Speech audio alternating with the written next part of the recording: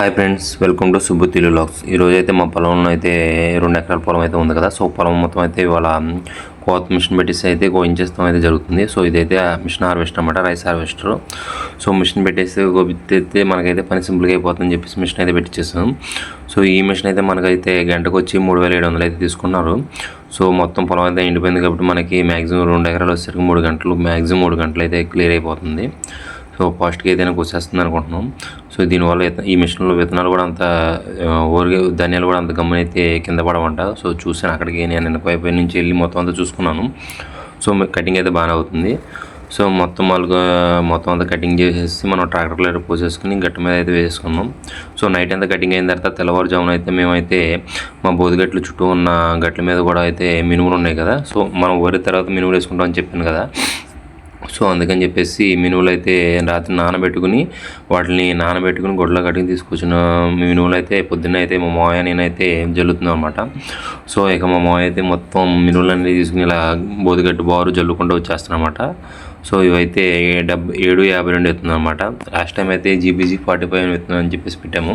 So అవి కూడా బాగా కాసినాయి. ఈసారి అదే 3 years పెడతాం అని చెప్పేసి ఈసారి విత్తనం అయితే మార్చాము. చూడండి, గింజ కూడా చాలా లావుగా ఉంది. సో ఇది కూడా మొక్క పెద్దగా అవుతుందని అంటున్నారు. సో అందుకని చెప్పేసి ఈసారి అయితే ఈ 752 విత్తనం అయితే తీసుకున్నాము.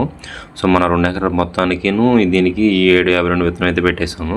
సో ఇంకా ఆ విత్తనం జల్లిన దాని మీద ఏంటంటే అది ఆవరే రావాలి కదా. అందుకని చెప్పేసి మనం ఏంటంటే దాన్ని గడ్డితో కప్పేద్దామని చెప్పేసి నైట్ మిషన్ కోసిన గడ్డి ఉంది కదా. సో ఆ గడ్డి దీనికి ఉపయోగపడదు మనకి.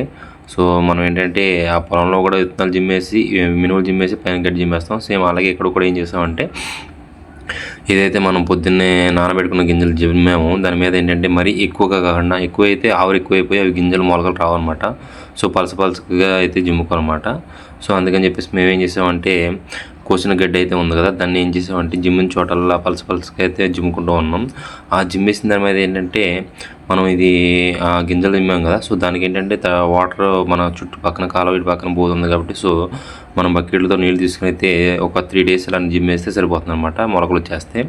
సో మనం రాత్రి ఆల్రెడీ కోసిన ధాన్యం అయితే ఉంది కదా, రోడ్డు మీద అయితే ఇదిగోండి రోడ్డు మీద వేసుకున్నాం. సో దీన్ని ఏంటంటే మనం తేమ శాతం వచ్చి తక్కువ 16-17 వచ్చేంత వరకు దీన్ని ఆరబెడుతూ ఉండాలన్నమాట. సో మనం ఏంటంటే ముందుగా దీన్ని ఇలా తీసుకున్న ఒడ్డుని మళ్ళీ దగ్గరికి చేసుకుంటాం. అలాగే 2 రోజులకు ఒకసారి ఇలాగా మొత్తం అంతా ఒడ్లన్నింటిని కిందకి పైకి తిరిగేసుకుంటూ ఉండడం వల్ల మనకేంటంటే గమ్ముని అయితే తేమ శాతం అనేది తగ్గుతుందన్నమాట. సో అప్పుడు తగ్గగానే మా ఒడ్లు అయితే వాళ్ళు వచ్చి తీసుకెళ్ళిపోతారన్నమాట. సో ఎవరైతే మనం చెప్పామో వాళ్ళు అయితే వస్తారు, వచ్చి మచ్చు కింద చెక్ చేసుకుంటారన్నమాట. ఇక పొద్దున సాయంత్రం ఇలాగా బరకలు కప్పుకోవడం, పొద్దున అంతా తీసుకోవడం, మళ్ళీ సాయంత్రం అయ్యేసరికి బరకలు జాగ్రత్తగా కప్పుకోవడం.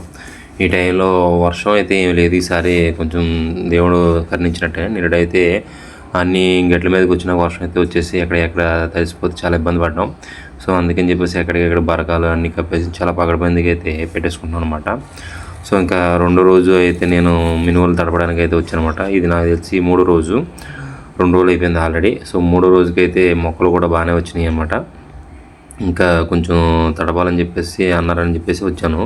చూస్తే అనమాట మొక్కలు ఉన్నాయి కదా, కొంచెంగా ఒక జానెడు అయితే వచ్చేసినాయి. సో నాకైతే చాలా హ్యాపీగా అనిపించింది, ఎందుకంటే 3 daysకి ఫాస్ట్గా మొక్కలు అయితే వచ్చేసినాయి.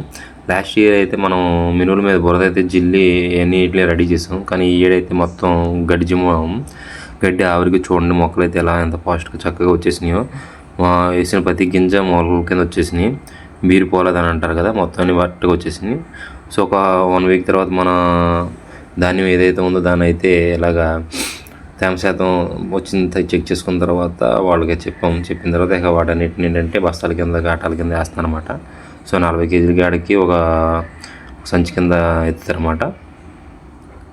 మొత్తం ఒక 6 అయితే వచ్చారన్నమాట. 6 కలిపి మొత్తం అంతా వేసేసి వాటిని ఇలాగా సంచుల కింద కట్టేస్తున్నారు. మొత్తం ఒక 127 బస్తాల దాకా అయినాయి. సో ఈసారి అయితే తక్కువే పడింది. లాస్ట్ ఇయర్ అయితే దగ్గర 160 బస్తాల దాకా అయిందనమాట. ఈసారి 126 అంటే చాలా తక్కువ పడింది. ఇంకా నాకు తెలిసి ఈ ఊరిలో మన చేతిలో పడతాయి. సో ఈసారి ఊరిలో నష్టమే మిగులుతుంది. సో ఇంకో మంచి వీడియోతో మళ్ళీ మేము ముందుకు వస్తాం. Bye friends. Please like, share and comment.